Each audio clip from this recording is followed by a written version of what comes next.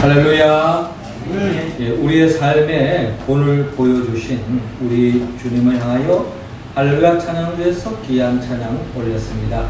우리 주님께서 영광 중에 받아주신 줄로 믿습니다. 아멘. 찬양의 가사처럼 우리의 삶에 본을 보여주신 주님과 같이 이 세상에서 다른 사람을 사랑하고 섬기며 더 없는 하나님께 영광 돌리는 삶으로 나아가는 우리 모두가 되기를 주의 이름으로 축원합니다. 우리 옆 사람 한번 인사 나눕시다. 주님을 본받읍시다.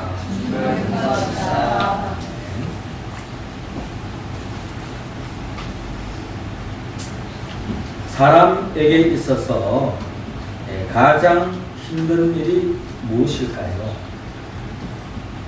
사람에게 있어서 가장 힘든 일들이 많이 있겠습니다만 우리가 영적으로 한번 생각해 볼 때에 죄를 짓지 않는 것이 가장 힘든 일이다 해도 과언이 아닐 것입니다. 인간은 죄를 짓지 않을 수가 없습니다. 하나님의 형상과 모양으로 지음받은 아담과 하와가 죄를 저질렀다면 아담과 하와의 후손으로 또한 죄성을 품고 태어난 저와 여러분들이 죄를 짓는 것은 어떻게 보면 더 당연한 일일지 모릅니다. 그래서 우리는 죄를 짓지 않고 살아가는 것이 참 힘든 일입니다. 그래서 이 신부들도 고해성사를 바꿔서 성도들에게 다시는 죄를 짓지 말라라는 마음을 가지고 있지만 그런 말을 하지 않는다고 합니다. 왜냐하면 사람은 이 세상에서 알게 모르게 우리가 다 죄를 지으면서 살아가고 있기 때문입니다. 이처럼 죄를 짓지 않는 것 참으로 어려운 일입니다. 그러나 그에 버금가게 또 우리가 정말 힘든 것이 하나 있다면, 어려운 일이 또 하나 있다면 그것은 내게 잘못한 사람을 용서하는 것. 이것 또한 우리가 살아가는 데 참으로 어려운 일 중에 하나다. 우리가 잘 아는 것처럼 누가복음 15장에 보면은 탕자의 비유가 있죠. 그 탕자가 큰 잘못을 저지르고 회개하고 돌아왔을 때 아버지는 아버지의 마음으로, 바다 같은 마음으로 다 그대로 품어줍니다마는 그의 혈육이라고 하는 형은 그것을 그대로 받아들이지 못하고 용서하지 못하는 형을 바라볼 때에 아마 우리의 모습은 아닌가 하는 생각을 가져봅니다. 이처럼 우리가 정말 다른 사람, 내게 잘못한 사람을 용서하는 것은 참으로 어려운 일 중에 하나다. 어떤 교회 목사님께서 설교를 하시다가 교인들에게 물었습니다. 여러분 중에 남을 용서할 사람이 한 사람도 없는 분 한번 손 들어보세요 라고 말씀을 드렸습니다. 그랬더니 아무도 이렇게 손을 드는 사람이 없는 거예요. 그러자 목사님께서 아마도 당연할 것입니다 라고 이제 말씀을 이어가는데, 그때서 이제 교회에 제일 뒤쪽 구석에 있었던 그게 가장 연세가 많으신 한 할아버지가 귀가 조금 어두웠던지 뒤늦게 목사님 무슨 말씀 하시는지 깨닫고 뒤늦게 손을 이렇게 드는 것이었습니다. 그래서 목사님이 놀라서 물었습니다. 할아버지는 정말로 용서할 사람이 한 사람도 없습니까? 라고 물었습니다.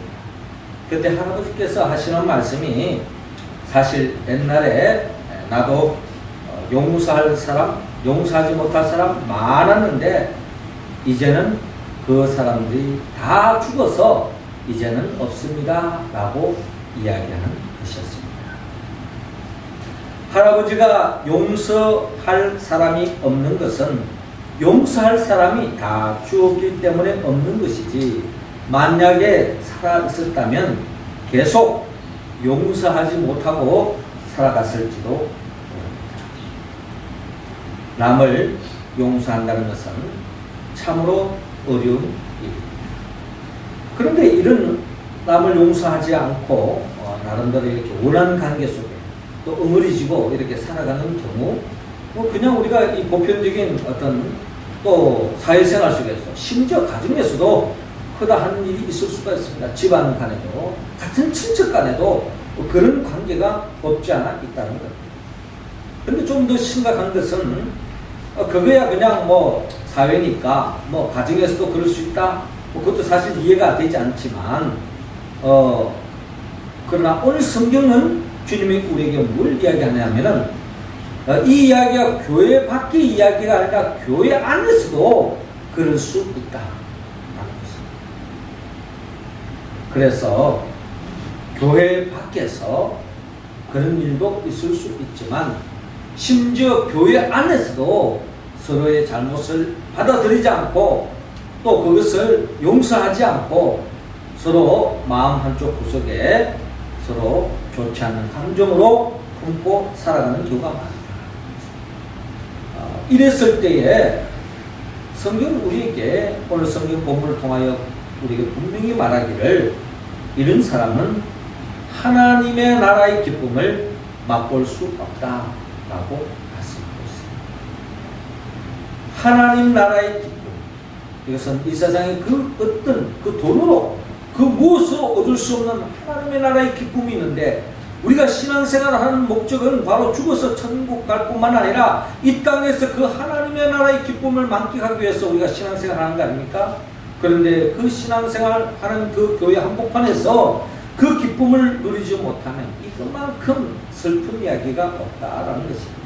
그래서 오늘 주님은 우리 교회 공동체 안에 그런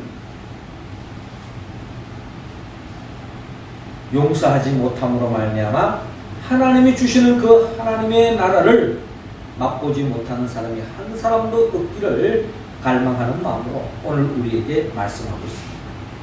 어떻게 하면 우리의 교회 생활에서부터 더 나아가 가정생활 또 사회생활 속에서 하나님의 나라의 그 기쁨을 우리의 삶 속에서 충만히 누리며 살아갈 수 있을까요? 주님은 오늘 성경 본문 22절을 중심으로 용서하라고 말씀하고 있습니다. 22절 말씀 우리 같이 한번 읽어봅니다. 시작. 예수께서 이르시되 내게 이르노니 7번뿐 아니라 7번을 70번까지라도 할지니라. 아멘. 네, 오늘 성경은 21절에 이렇게 시작하고 있습니다. 그때 베드로가 나와 이르되 주여 형제가 내게 죄를 범하면 몇 번이나 용서하여 주리까? 7번까지 하오리까? 라고 묻고 있습니다. 여기서 이제 형제라고 하는 것은 같이 신앙생활 하는 가운데서 일어나는 집안 형제보다는 교회 속에서. 자, 이렇게 형제가 내게 잘못을, 죄를 범했을 때 몇 번 용서할까요?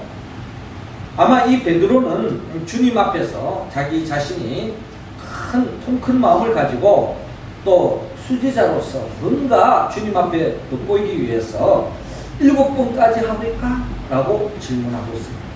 이것이 왜 대단하냐면은 그 당시 유대 랍비들은 다른 사람의 잘못을 용서하되 3번까지는 용서하지만 4번째는 용서하지 말라고 가르쳤습니다. 그 당시에 많은 랍비들이 바빌로니아 탈무드에 보면은 다음과 같은 교훈이 있습니다. 랍비 요하난 벤 야후다가 말하기를 만일 한 사람이 한 번 죄를 범하면 그를 용서하라. 2번째도 그를 용서하라. 또 3번째도 그를 용서하라. 그러나 4번째는 그를 용서하지 말라라고 그렇게 규정하고 있습니다. 이거는 아마 이 탈무드의 유대인들의 그 정서적으로 랍비의 가르침을 통해서 아마 생활화되어 있는, 우리가 뭐 3세판 하듯이 3번 정도는 봐줄 수 있지만 4번째는 봐주지 마라. 이제 이게 보편적인 정서였습니다. 그러던 분위기 속에서 베드로가 7번까지 용서해 줄까요? 뭐 이렇게 주님께 질문을 했을 때에 아마 이 베드로는 큰 마음으로 이제 주님의 제자로서 보통 사람들이 할 수 없는 7번까지라도 용서하겠다라고 하는 그런 각오 속에서 그렇게 말하고 있는 것 같습니다. 또 유대인들의 이 7번이라고 하는 것은 상징적으로 완전한 숫자를 말하고 있습니다. 어떻게 보면 베드로가 완벽하게 끝까지 어떻게 보면 용서할까요? 7번. 엄청 큰 마음을 가지고 한 대답이었습니다. 자, 그런데 그에 대하여 주님의 답변은 뭐라고 말합니까? 예수께서 이르시되 내게 이르노니 7번뿐 아니라 7번을 70번까지도 할지니라 라고 말씀하고 있습니다. 7번도 대단한데 그 7번을 70번씩 해라. 7번을 70번 하면 490번. 그럼 490번까지는 용서해주고 491번째는 용서하지 마라. 그런 뜻이 아니라 주님은 끝까지 용서하라 하는 주님의 음성을 우리는 들어야 합니다. 불후의 명작 중에 하나는 이 레오나르도 다빈치가 작품한 이 최후의 만찬. 지난주에도 이 최후의 만찬 얽혀있는 이야기를 나눴습니다만은 오늘도 이 최후의 만찬에 얽혀있는 이야기가 하나 있는데 이 레오나르도 다빈치가 이 불후의 명작 이 최후의 만찬을 그림을 작업을 시작했을 때에 그 시작하기 직전에 아주 자기 동료 중에 한 동료와 심한 말다툼을 했습니다. 말다툼 하다 보면 그냥 감정이 격하면 그냥 할 말 안 할 말 다 하다 보면 뭐 상처를 주기도 하고 상처가 받기도 하잖아요. 그래서 그냥 이 레오나르도 다빈치가 아주 마음이 상했습니다. 그래서 이제 마침 이 예수님의 이 최후의 만찬을 이제 그려야 되는데 여러분도 알다시피 12제자 중에 우리가 감정적으로 좋지 않는 잘못된 제자로 우리가 꼽는다면 가룟유다 아니겠습니까? 그래서 이제 이 레오나르도 다빈치가 이 작품하기 전에 심하게 다툰 그 친구의 얼굴을 그 가룟유다의 모델로 삼아가지고 그랬던 거죠. 그러니까 사람들이 그 그림을 볼 때마다, 가룟유다를 볼 때마다 그 사람을 약간 이렇게 떠오를 수 있도록, 그래서 그 사람 볼 때마다 약간 멸시하는 눈으로 보도록, 한마디로 그 사람을 저주하는 거죠. 그런 마음을 가지고 레오나르도 다빈치가 그 가룟유다의 모델을, 그 다툰 그 친구를 아주 미워하는 감정으로 그 그림을 그렸습니다. 그리고 이제 다른 제자들도 이렇게 그렸습니다. 그리고 이제 마지막에 제일 이 그림의 중심은 이제 예수님 아닙니까? 예수님의 이제 그림을 그리는데 자기가 화가로서 아무리 힘을 쓰고 정성을 다해도 정말 예수님의 자애로우시고 그러면서도 그냥 인자하시고 또 사랑이 넘치는, 그러면서도 또 영적인 카리스마 있는 그런 모습을 그림을 그리는데 자기가 원하는 작품이 안 나오는 거예요. 도저히 그림이 그려지지가 않는 것이. 그런 가운데 하나님께 기도하는 가운데 문득 그 자기와 감정이 상해진 원수같이 그 친구의 얼굴이 떠오르는 거예요. 그래서 레오나르도 다빈치는 붓을 내려놓고 그 친구의 데 가서 화해를 하고 다시 돌아와서 그 작품을 그리는데 정말 자기가 원하는 작품을 완성할 수 있었다라고 하는 뒷이야기가 있습니다. 그렇습니다. 나에게 잘못한 그 누구를 용서하는 것은 그 사람을 위한 것 이전에 나 자신을 위한 것이다 하는 것을 우리는 레오나르도 다빈치의 그 삶을 통해서 우리가 얻는 교훈입니다. 아마 주님께서도 우리에게 이 용서하라고 하는 말씀은 바로 결국 그 누구를 위한 것이 아니라 용서하는 내 자신을 위한 것이다 라고 주님이 영적으로 그 비밀을 알았기 때문에 우리에게 용서하라고 말씀하고 있습니다. 루이스 스메데스는 이런 이야기를 했어요. 잘못을 저지르는 사람들을 용서해 줄 때에 당신은 당신의 내면 세계에서 자라던 악성 종양을 제거하는 것이다 라고 말했습니다. 악성 종양이 뭘까요? 쉽게 말해서 암이 되죠. 우리가 다 암에 대한 두려움이 있지 않습니까? 암에 대해서, 암의 그 고통, 주변에 암에 걸려서 고통받아본 사람 우리가 목격을 했기 때문에 우리가 다 암에서 벗어나려고 하지만 사실 3명 중에 한 사람은 다 암에 걸린다. 그런데 이 악성 종양, 그냥 뭐 오도락지처럼 그냥 걸렸다가 사라지는 이런 게 아니잖아요. 여드름처럼 뭐 한때 나다가 사라지는 게 아니잖아요. 이 악성 종양은 시간이 가면 갈수록 결국 정상적인 세포를 다 침투해가지고 온몸에 암세포를 퍼져서 결국 죽음으로 몰아가는, 그게 바로 악성 종양 암세포 아닙니까? 그러니까 우리가 그 누구를 용서하지 않았을 때 결국 우리의 영적으로 우리 심령이 용서하지 않는 그 사람이 점점 병들어가고 결국 멸망에 이를 수밖에 없다. 자, 이런 진단을, 영적 진단을 한다면 어떻게 해야 될까요? 우리는 정말 용서할 수 없지만, 도저히 용납할 수 없지만 주님의 말씀과 무엇보다 내 자신을 위해서 우리는 용서를 베풀어야 한다. 사랑하는 성도 여러분, 혹 여러분 주위에 여러분들 정말 용납할 수 없는, 받아들일 수 없는, 정말 용서할 수 없는 사람이 있습니까? 주님은 우리에게 용서하라고 말씀합니다. 그것이 바로 우리가 하나님이 예비하신 복을 담는 지름길이라는 것입니다. 이어서 주님은 우리 모두에게 오늘 본문 33절을 중심으로 또 우리에게 용서하라고 반복하여 말씀합니다. 33절 우리 할렐루야 찬양 배우들 읽어주시기 바랍니다. 시작. 내가 너를 불쌍히 여김과 같이 너도 내 분노를 불쌍히 여김이 마땅하지 아니하냐고. 아멘. 자, 주님께서 이렇게 우리가 그 누구를 향해서도 용서해야 할 그 이유가 어디 있는가를 이어지는 이야기를 통해서 우리에게 들려주고 있습니다. 23절 이하를 보면 그러므로 천국은 그 종들과 결산하려 하던 어떤 임금과 같으니라고 말씀하고 있습니다. 아마 어떤 임금이 아주 그냥 많은 신하들 또 백성들에게 큰 마음을 가지고 그냥 대출을 해줬다든지 돈을 빌려준 것 같아요. 그래서 어떤 사람에게는 나름대로 신용을 가지고 또 그 사람 능력을 보고 10,000달란트, 10,000달란트를 빌려주었습니다. 자, 그런데 10,000달란트를 빌렸는데 그 사람이 사업이 부도가 났는지 사기를 당했는지 하는 일이 무슨 특별한 무슨 원치 않은 일이 생겨가지고 사업이 안 됐는지 망했는지 돈을 갚을 길이 없습니다. 갚을 날짜는 다 왔는데,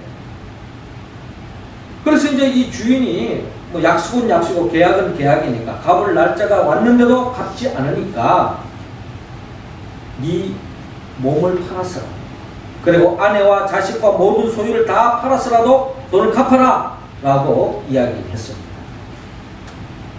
우리도 지금 생활 속에 사채를 이렇게 잘못해가 빌렸다 그러면 아주 악독한 사채업자들은 우리 장기 내놔라, 계약서 쓸 때부터 장기 내놓을 것을 서약서를 써놓고 말이죠. 그렇게 하잖아요.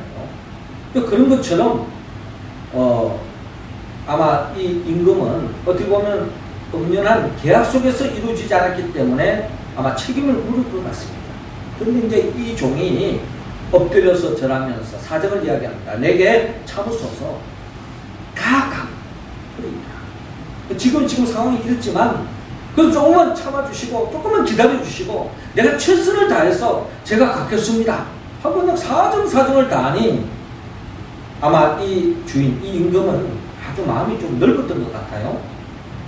그래서 결국 이 사람의 사정이 아주 딱해서 그냥 임금이, 주인이 하는 말이 그 빚을 탕감해 주겠다. 탕감이 뭡니까? 그러면 다음에 또 갚아라. 이런 차원의 이야기해라. 없는 걸로 해주겠다. 없던 걸로 해주겠다. 여러분, 얼마나 큰 은혜입니까? 자, 그런데 이 사람이 그렇게 탕감을 받고서 이제 나갔습니다. 나갔는데 마침 길을 걸어가다가 마침 자기가 옛날에 돈을 빌려준 사람을 만나게 됐어요. 그 돈은 약 100데나리온이 됐어요. 만 달란트와 100데나리온의 우리가 그 돈을 비교해 본다면 이 만 달란트는 뭐 요즘 말하면 한 100억 정도 되는 엄청난 우리가 보통 사람들이 상상할 수 없는 큰 돈이에요. 그런데 반해서 한 100데나리온은 한 10만 원 정도? 뭐 10만 원도 뭐 없는 사람 작은 돈이 아니잖아요. 근데 조금 전에 약 100억 정도 빚을 졌다가 그 탕감받은 사람이 길을 지나가다가 10만 원 빚진 사람을 멱살을 잡고 막 흔들면서 돈 내놔!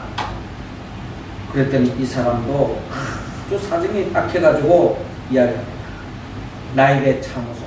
갚으리라. 조금만 참아주세요. 내가 지금 어려웠어. 갚아야 되는데 갚을 길이 없어서 지금 못 갚고 있습니다. 조금 봐주세요. 이래 하니 이 사람이 조금 전에 막 100억을 빚졌는데 참 은혜로 탕감받았다면 그래 내가 막 100억도 탕감받았는데 뭐 10만 원 정도 내가 그냥 막 나도 없던 걸로 해주겠다. 뭐 이럴 수도 있지 않겠습니까? 그건 뭐 우리 보통 사람들의 상식이죠. 그런데 이제 이 사람은 좀 상식 밖의 행동을 하는 겁니다. 그건 뭡니까? 노발대발하면서 말이죠. 그 사람 멱살을 잡고 끌고 경찰서 가자. 고소하겠다. 그냥 감옥에 집어넣어라. 돈 안 갚은다. 막 그냥 절대로 합의 안 보겠다. 난리법석을 떠는 겁니다. 자, 이런 과정들을 그 동료가 보고 그 주인에게 다시 이런 여차여차한 이야기를 전했습니다. 그랬더니 그 주인이 얼마나 참 괘씸한지 그 사람 잡아오너라고요. 그리고 말하기를 악한 종아 내가 사정을 이야기하여 빌기에 내가 내 빚을 전부 탕감해 주었거늘 내가 너를 불쌍히 여긴과 같이 니도 네 동료를 불쌍히 여김이 마땅하지 않느냐? 어? 네가 100억을 빚졌는데 내가 탕감해 주는데 10만 원 빚진 사람 좀 봐줄 수 있지 않겠느냐? 그러면서 참으로 괘씸하다 하면서 그 주인 노하여 그 빚을 다 갚도록 나도 너 빚을 탕감해 줄라 했는데 나도 마음이 바뀌었다. 너도 감옥에 한번 가서 그 고통이 얼마나 큰지 한번 니도 한번 당해봐라. 뭐 이렇게 지금 이야기하고 있는 것이죠. 여러분, 우리는 이미 주님으로부터 용서함을 받았습니다. 엄청난, 우리는 다 주인이었잖아요. 그런데 주님이 우리 모든 죄를 용서해 주셨던 것입니다.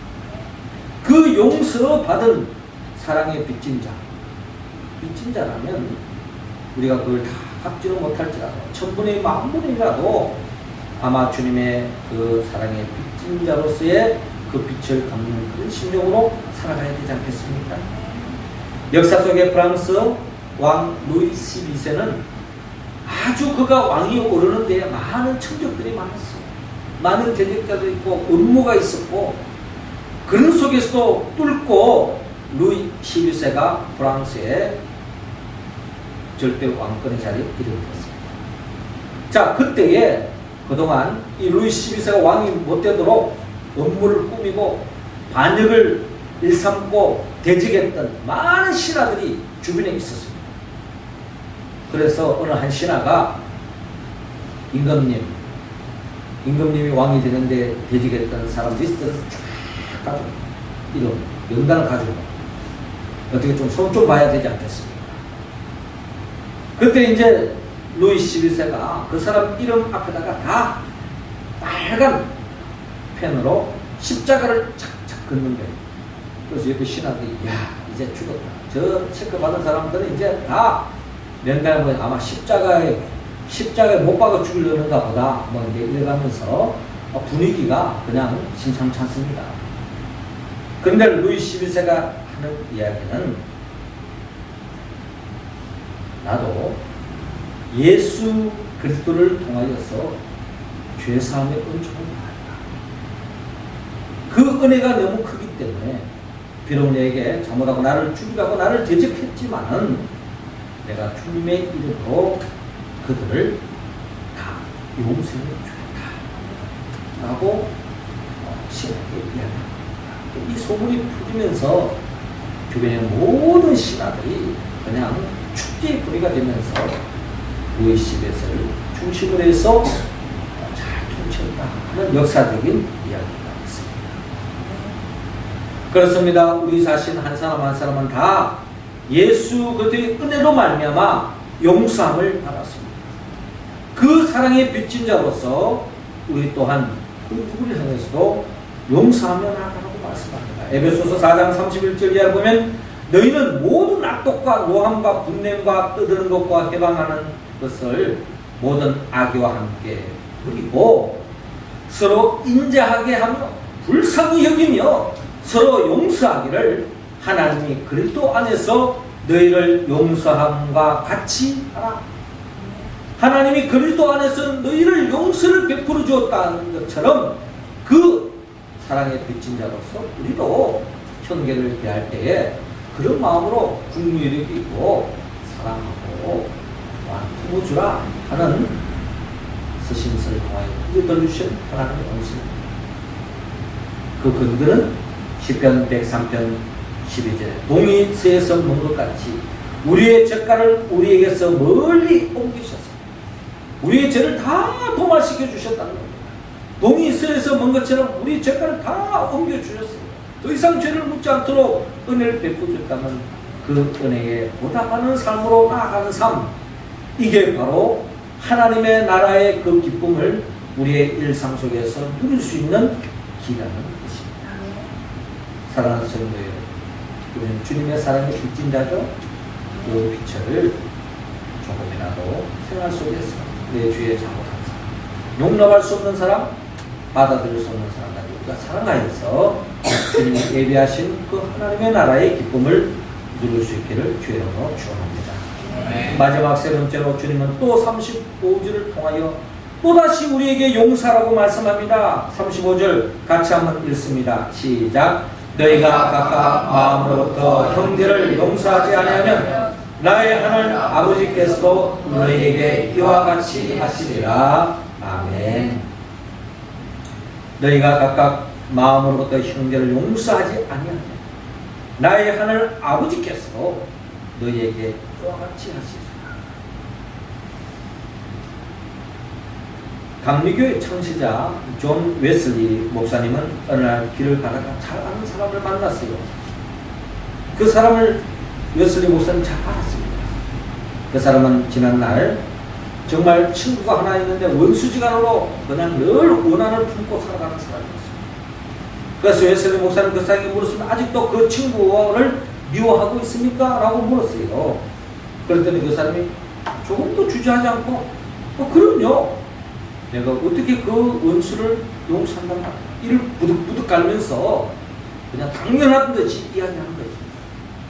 웬만하면 용서하시죠. 화해하시죠. 만날 때마다 이야기합니다. 그랬더니 나는 다른 사람은 용서합니다. 그 사람만큼은 절대로 용서하지 못합니다. 하고 단호하게 이야기하는 겁니다. 그때 요한 웨슬리 목사님이 하신 말씀이 좋습니다. 마음대로 하십시오. 그러나 한 가지 분명하게 알아둬야 할 것은 당신은 절대로 죄를 지어서는 안 됩니다. 절대로 죄를 지어서는 안 됩니다. 이게 지금 가능한 이야기입니까? 그때 이 사람이 버릇 화를 내면서 왜 죄를 지으면 안 됩니까? 반문을 하는 거예요. 웨슬리 목사님이 말했습니다. 그렇게 남을 용서하지 못하니 당신도 하나님으로부터 용서를 받지 못할 것입니다. 라고 이야기합니다. 이건 지금 요한 웨슬리 목사님이 자신의 어떤 신학적인 견해, 자기의 생각이 아닙니다. 주님의 말씀이잖아요. 주님의 말씀. 너희가 각각 마음으로부터 형제를 용서하지 않으면 나의 하늘 아버지께서도 너희에게 이와 같이 하시리라. 하고 말씀하셨습니다. 병들어 고생하는 어느 할머니가 있었어요. 이 할머니는 몸이 너무나도 아파서 병원에 가도 무슨 진단이 없습니다. 온몸이 그냥 골병이 들어서 그냥 몸이 쑤시고 밤에 잠도 못 자고 이 약 저 약 다 먹어봤지만 말도 듣지 않고 온몸이 죽을 지경이 있습니다. 마지못해 사는 거지 그냥 지옥 같은 삶을 살아가는 거예요. 그런데 어느 날 목사님과 상담을 하는 가운데 혹시 누구를 용서하지 못한 사람이 없는지 한번 생각해 보랍니다. 그랬더니 이분이 그제서야 이야기를 끄집어냅니다. 자기가 18살에 이 할머니가 처녀 때에 18살에 결혼을 했는데 남편과 참 사랑해서 결혼했지만 그 결혼해서 살았던 때 아이를 배웠어요. 그런데 이 아이가 나자마자 죽었습니다. 그 이후로부터는 아이가 서지 않습니다. 아이가 서지 않으니 그건 이제 남편 되신 분이 어떻게 합니까? 지금이야 뭐 그런 경우 있지만 처벌도 가지고 결국에는 아이를 놓고 자기 그릇도 보지도 않는 거예요. 그때부터 이제 이 할머니가 18살 그 이후로부터 그냥 이 한이 맺힌 거예요. 한이 맺혔어요. 남편이라 원수 그 자체죠. 그런 가운데서 마음만 아픈 것이 아니라 온몸이 아픈 거예요. 온몸이. 오만 약을 다 써봐도 낫지 않는 것입니다.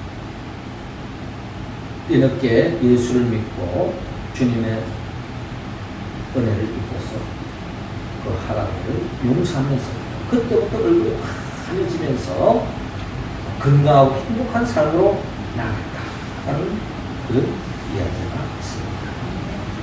마태복음 5장 23절 이하를 보면 그러므로 예물을 제단에 드리다가 거기서 내 형제에게 원망을 들을 만한 일이 있는 줄 생각나거든 예물을 제단 앞에 두고 먼저 가서 형제와 화목하고 그 위에 와서 예물을 드리라. 우리가 하나님 앞에 예배를 드리고 하나님 앞에 봉사하고 충성하고 또 우리가 헌신하고 헌금하고 모든 것을 하나님의 기쁨을 위해서 한다 하지만 그러나 형제와의 그런 우란 관계로 살아가면서 하나님 앞에 드리는 그 모든 것들이 하나님이 기쁘게 받지 않는 말입니다. 예배에 실패한 인생 결국 불행해질 수밖에 없습니다. 그 인생이 실패할 수밖에 없습니다. 그러므로 주님은 우리 모두가 형제와 화목하고 조금이라도 의문이 제기다면 그것을 풀고 나아갈 때에 우리의 삶에 막힌 것들이 다 풀려지고 진정한 축복으로 나아갈 수 있다는 것입니다. 사랑하는 성도 여러분, 주님은 이 시간 다시 한번 우리에게 용서하라고 말씀하고 있습니다. 용서는 이론적으로는 다 받아들일 수 있습니다. 그러나 그건 내 마음대로 되지 않잖아요. 그러므로 우리는 성령의 도움을 받아야 합니다. 성령은 예수님의 영이에요. 예수님이 나를 위하여 나의 모든 죄를 짊어지고 십자가에 못 박혀 죽으시고 죽은 자 가운데 3일 만에 부활하신 그 예수 그리스도의 영 보혜사 성령을 받을 때야만이 우리는 이 말씀에 응답할 수 있습니다. 우리 모두가 성령 충만함으로 용서하겠습니다. 진정 하나님께 영광 돌리고 하나님이 예비하신 그 하늘의 그 기쁨을 여러분들의 교회 생활, 가정 생활, 이 사회 생활, 직장 생활, 어느 삶의 자리에서도 그 기쁨을 충만히 누리고 살아가는 우리 모두가 되기를 주의 이름으로 축원합니다. 기도드리겠습니다. 주 예수 그리스도의 아버지 하나님, 이 시간 우리 한 사람 한 사람에게 성령의 기름을 부어 주옵소서. 용서의 영, 사랑의 영을 더하여 주옵소서. 그리하여 진정 주님의 말씀에 응답하여 정말 원수 같은 사람, 용납할 수 없는 사람, 그 사람까지도 사랑하여서 하나님께 영광 돌리고 매일매일 천국의 기쁨을 누리며 살아가는 우리 모두가 되게 하여 주옵소서. 예수님의 이름으로 기도드리옵나이다.